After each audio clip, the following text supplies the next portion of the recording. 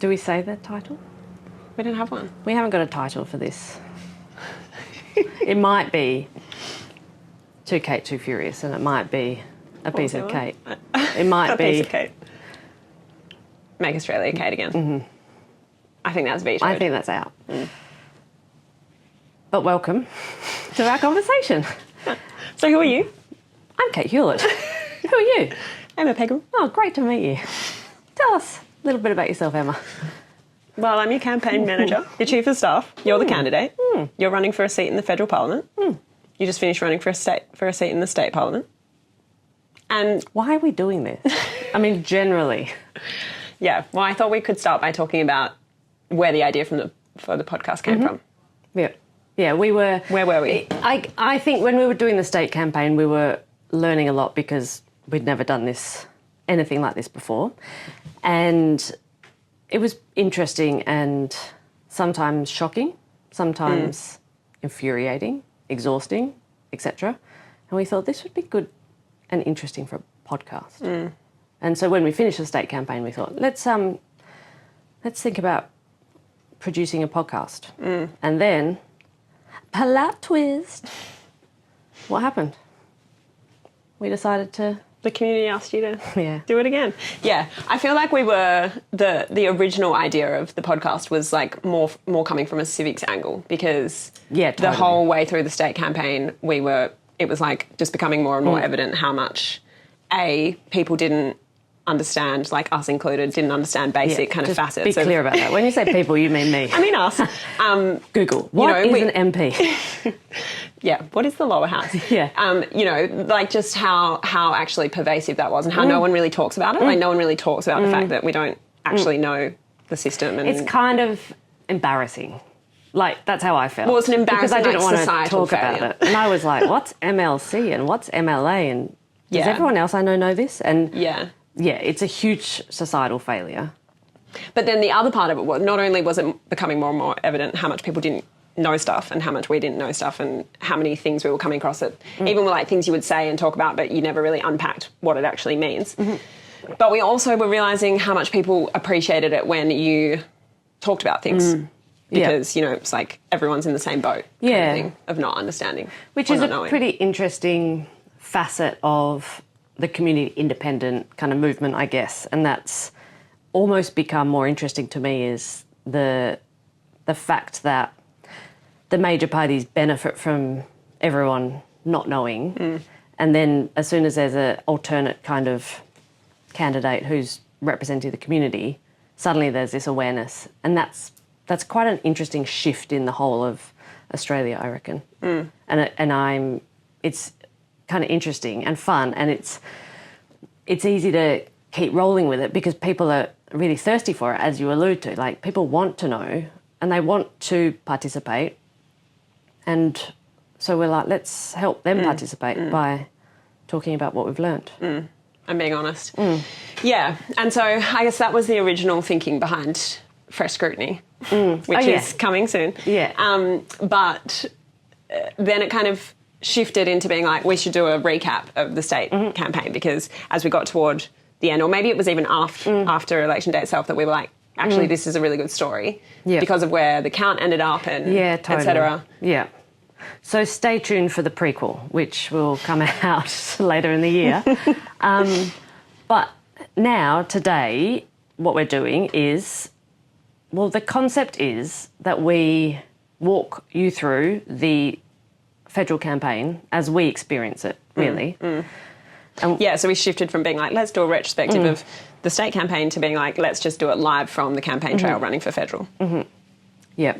Right? So there's probably a bit more to talk about the swip swap between state to federal, but I guess as an overview of what we're thinking is every day, well, maybe 5 days a week because we're not kookaluku, we will do a little update of what happened that day or if relevant, something interesting.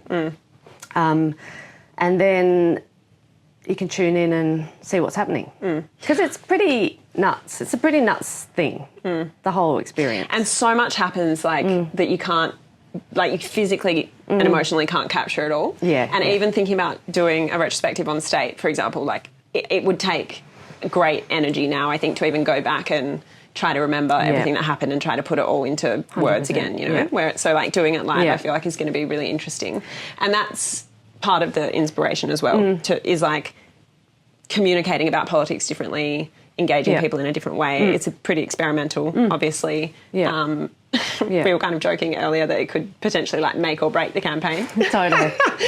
Gambling everything on Give the it a podcast. whirl. Yeah. But yeah, so I mean, maybe you should talk about why, like how, what was the moment between that period, like after election day and the count being finalised, or, you know, the count, like announcing that we were running for federal. What was the moment at which you kind of made the decision to run?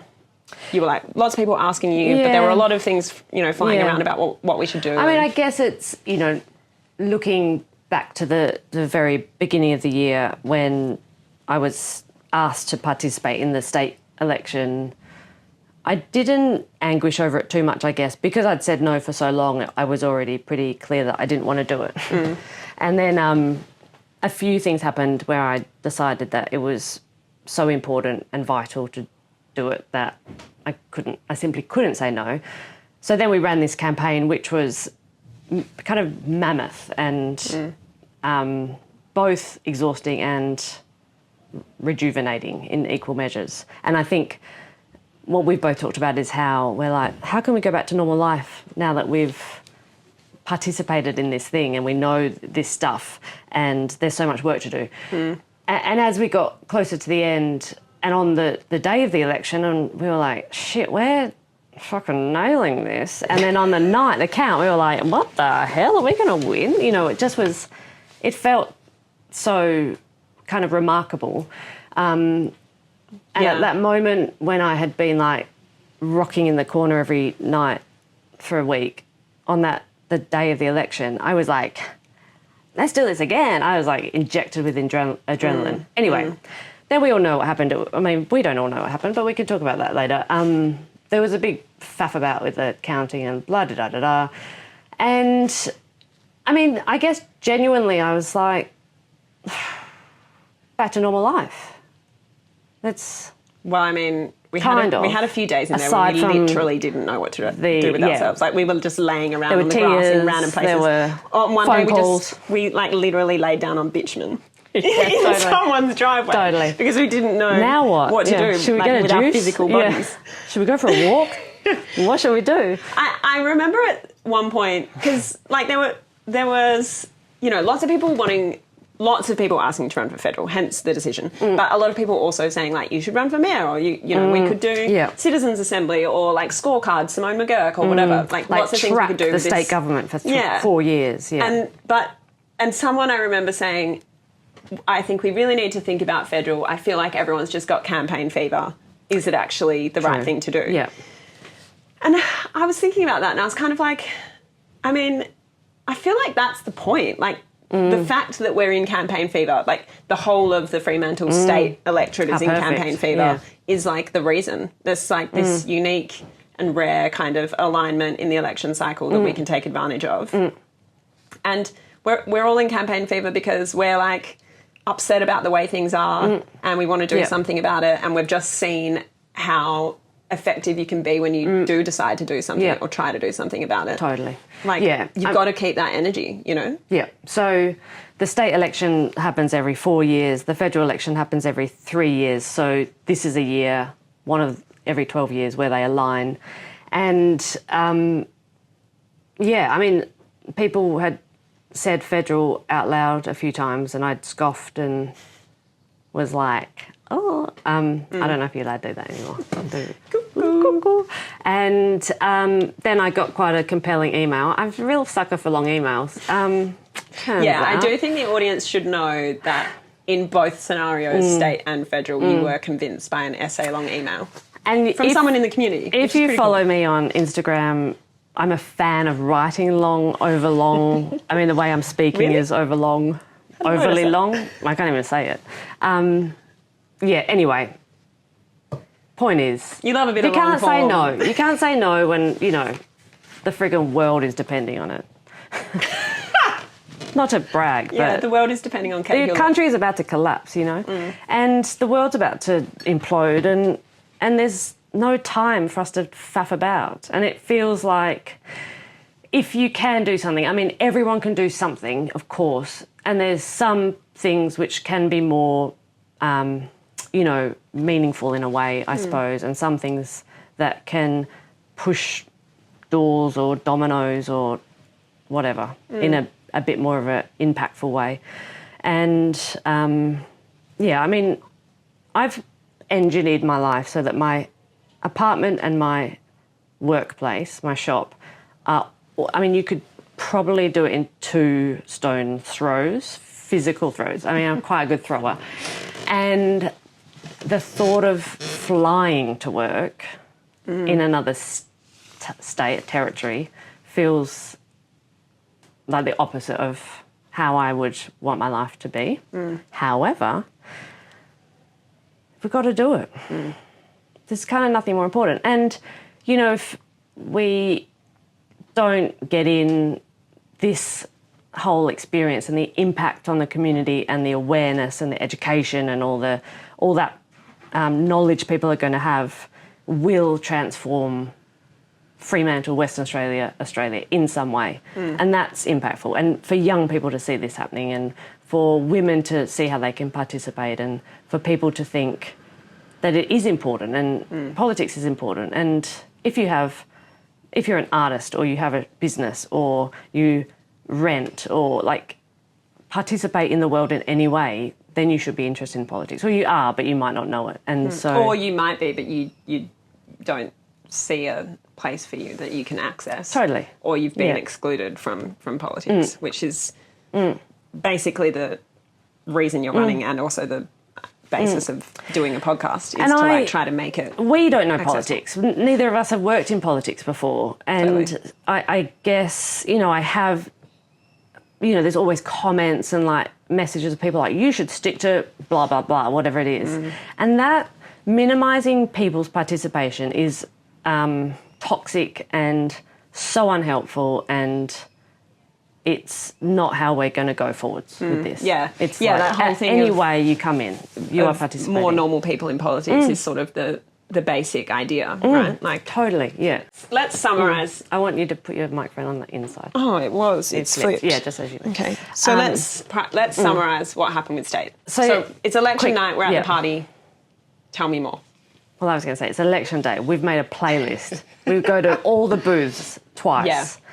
We noticed really long queues. We've been told people have been turned away. There's not enough ballots. There's just weird stuff happening, like names are being crossed off the electoral roll. People are unable to vote because they've run out of ballots, etc. So that didn't matter because we were both exhausted and high energy in one. And then we came back here and we said to everyone, let's just meet down at a bar in Freo and watch the count as it starts. And so what happens is at every polling booth, people are counting first preferences. So all the number ones, made them into stacks for each of the 8 candidates. And we have scrutineers in each room and they're kind of texting us back numbers. And also the Electoral Commission are regularly reporting it online, and then the ABC kind of does their as it happens review. So we're in this room and everyone is subsequently I've had people say, that was the best party I've ever been to in my life. It was like watching a sports game. Totally. Like the Matildas or something. But it didn't matter if, I don't know, it was just everyone was talking, all the strangers were just bonding over the hype. And there was a really interesting feeling in the room, I think, of between everyone really wanted to win, but the outcome wasn't like we were all hanging on the outcome. No. No. The energy and the community was the reason for being there and was the main kind of excitement, I think. And a lot of the people in the room had spent hours door knocking, leafleting, talking to people, being on the phones, writing emails. And so they were all as invested as us because they had put in as many hours, maybe not as many as you, but they'd put in so many hours and they were pretty exhausted as well. But it was like there was this elation. I've got goosebumps talking about it. But then there was like media were coming and there was phone calls to the radio and journalists there and there was this strange, like, I don't know, it was like, it feels like a dream. Surreal, I know. Real and it is like such grueling work, but it's so buoying. I kept saying, everyone I saw throughout the campaign who wasn't involved in it, like my older life, my friends and family, were like, oh, you must just be exhausted, you know, like it must be. And I'm like, I'm actually not feeling that exhausted. I'm so buoyed by being part of like change, this momentum. Imagine changing the state. I mean, it's remarkable. Totally. And you can see, you know, when you can see how activist groups and so on, like how compelling it is because you are changing things for the better, and that is like powerful. And all those people that are participating in this community campaign are helping to change things, and that is buoying, and it is, and it's addictive. Yeah, totally. So election night, first preferences coming and being counted, and we are ahead. I mean, it was wild. Every time Fremantle, as the electorate came up on the screen, I mean, everyone was just screaming with joy. I mean, I was like, what? It was cool. Yeah. And it was cool to see our name, you know, Kate Hulett on the screen, and Anthony Green was... Our name? Yeah, I mean, it is our name. It's like... Totally. Yeah. It is our name. And it was awesome. And then the next morning we had a press conference and media were there, and they were all...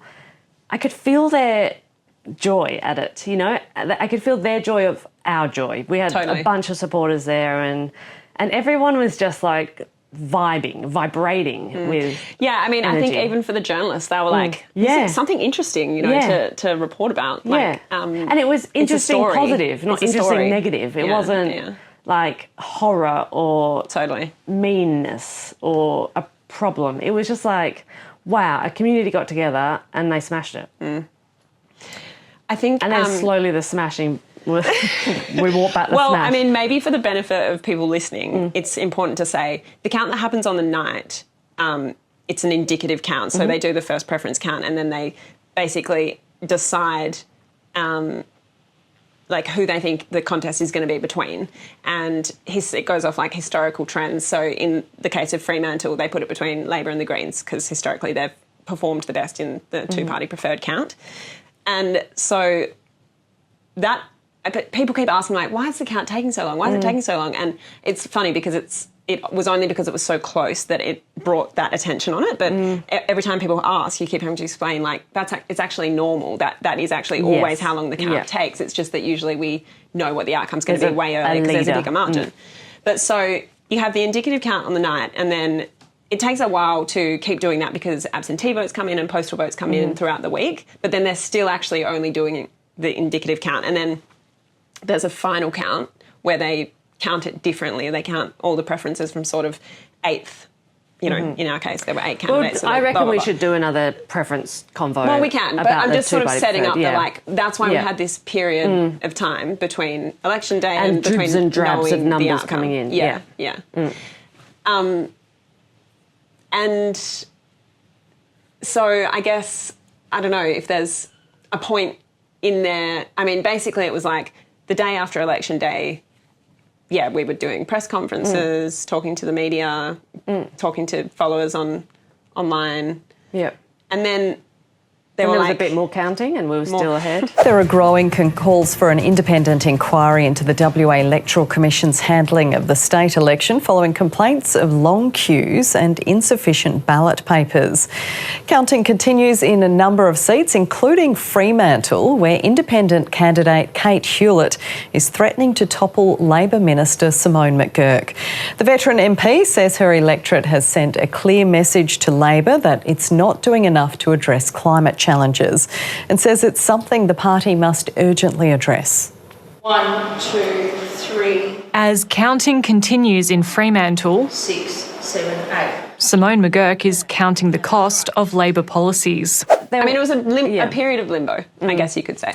And I guess, like, it's worth saying that effectively our team is volunteers. Our scrutineers are volunteers. We kind of think election day, job done, back to your normal lives sort of thing. But actually it went on and on and on.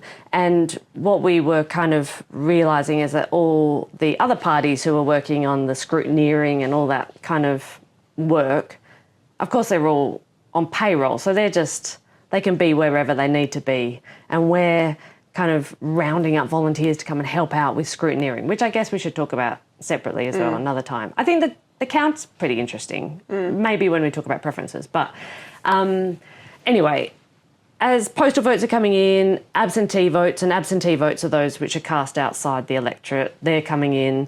And over the first week, we were still ahead. And then there was, I feel like, a little swap. It was just like a day where it went. It went the other way. So there must have been a load of absentee votes. Thank you, Dicton. Which were going in Simone's Labor's pile.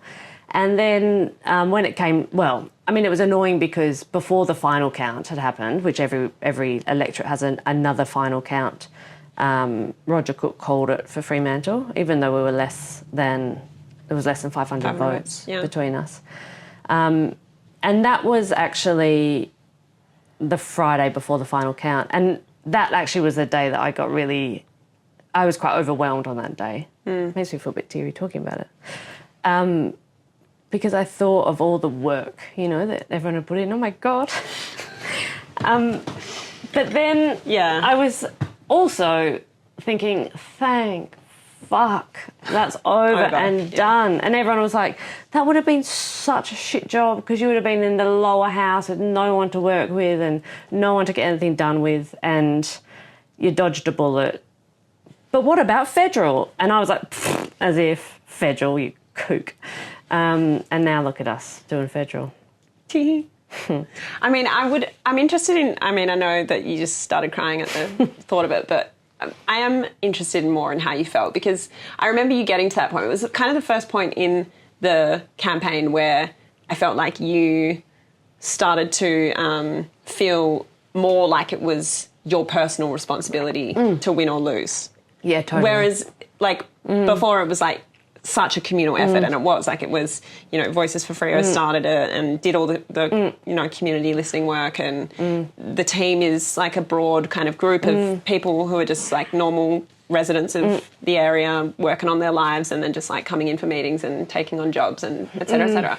And it was a real group effort where I don't feel like at any point until then you felt like this is a Kate Hulett campaign that you guys are working on. It was a community campaign that I happen to be the face of. But then toward that end, I felt like you got really... The loss is mine. Yeah. Yeah, I guess...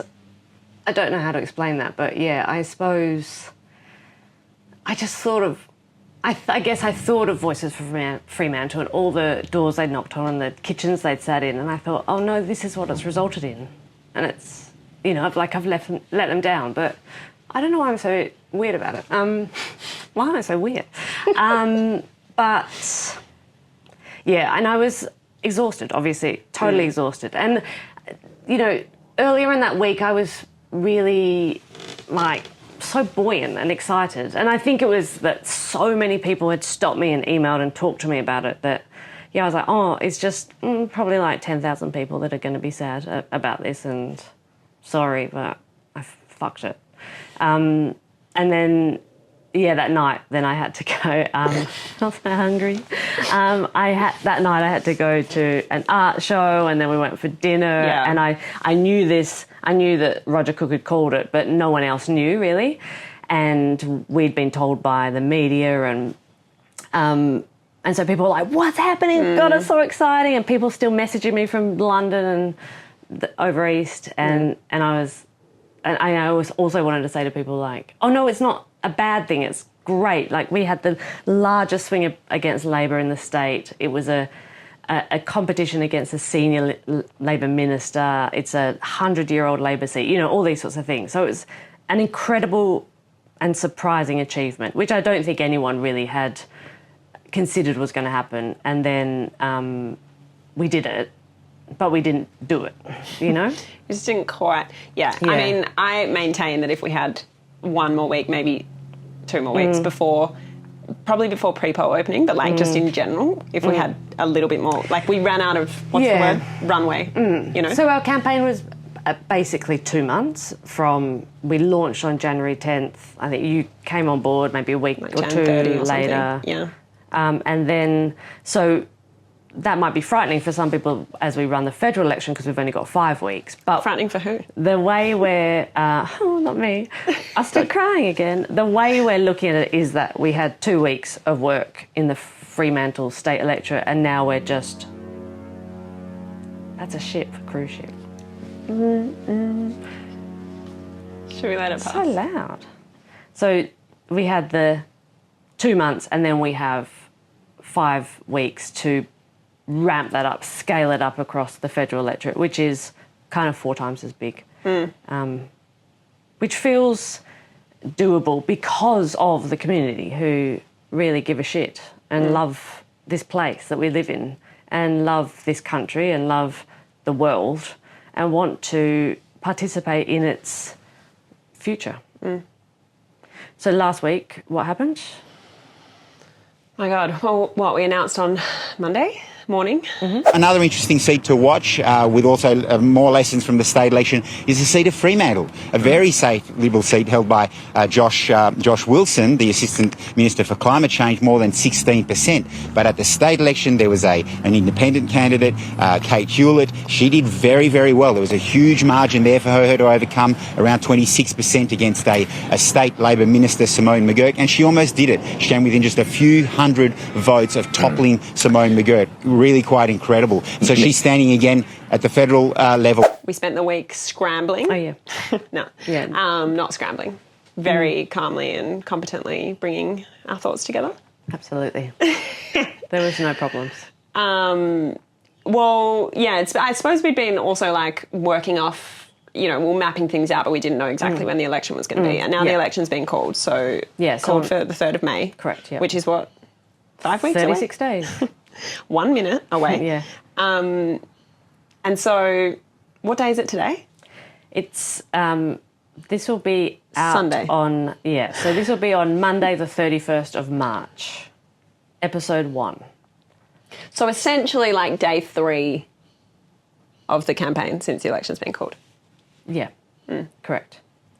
Yeah, I feel quite good because I did 1 load of washing today, and I don't think I washed for 2 months. Nor will you. I mean, I only washed 2 towels, but, I did feel like success. Yeah. So I guess where to from here for the pod? Okay, pod will be, I reckon, 5 a week, Monday to Friday, early morning. Yeah, we're setting out with the intention to record at 5 o'clock every day, 5 days a week, every Sunday to Thursday. Yep. So people get it in their ears in the and mornings, it might be every weekday. A bit long and rambly like this, or it might be me crying in the dark for 10 minutes and everything in between. We might have guests. Yeah, we might have guests. I might be subbed out. You might be subbed out. Not you. Sorry, Maybe. babe. I think it's hard to tell people what they can expect because we don't really know what to expect in a campaign. And, literally so much happens every single day. Things are changing every hour. So, but I reckon, this one will be about. Be interesting. Yeah, you'll be learning about the campaign. It could be interesting. It could be absolutely boring. Could be real boring. I'm sure you'll let us know. Yeah, exactly. Like and subscribe. Email us. No, really, you can email us. hello@kateforfremantle.com.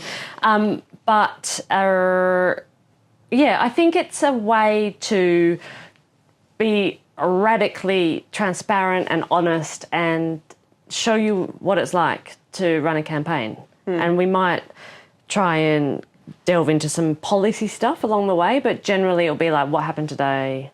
What weird stuff happened? What's stressing you out? What did we learn about the system What we live in did we learn about today? politics? Yeah. Yeah. I mean, that was a lot of it on the state campaign, wasn't it? It was like having a front row seat to how things are done.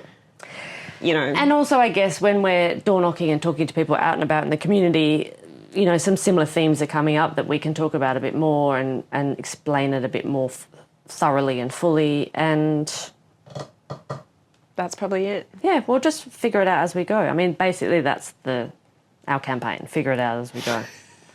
Fuck around and find out. I mean, that could be the name of the podcast. I mean, Professional? Authorised by K. Hulett, 106 High Street Mall, Fremantle.